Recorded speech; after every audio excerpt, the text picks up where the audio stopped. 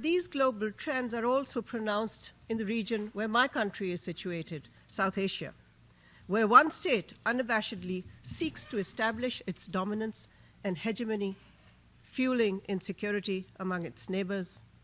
It is pursuing a massive buildup of its nuclear and conventional military forces and acquiring destabilizing capabilities.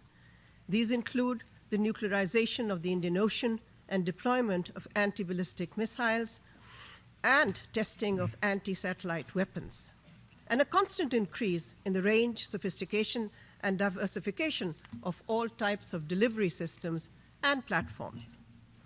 Worse, this country also uses irresponsible public rhetoric to raise the specter of war. It refuses to engage in bilateral dialogue and rejects proposals aimed at confidence building and nuclear and missile restraint.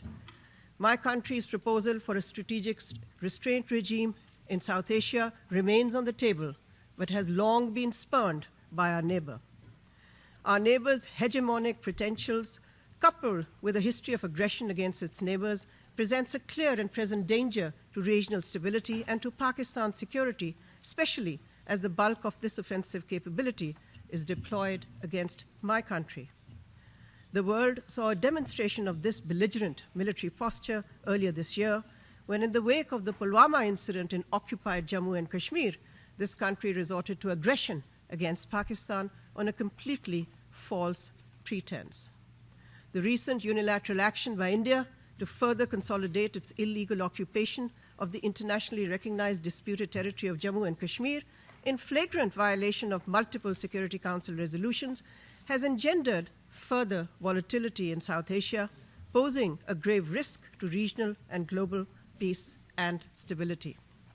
The supply of advanced military hardware and sensitive technologies from abroad is directly aiding the relentless accumulation of arms and aggressive policies of this country. Many supplier nations sacrifice long-standing principles to grant exemptions from non-proliferation norms, citing strategic and economic interests, with little regard for regional and international peace and security.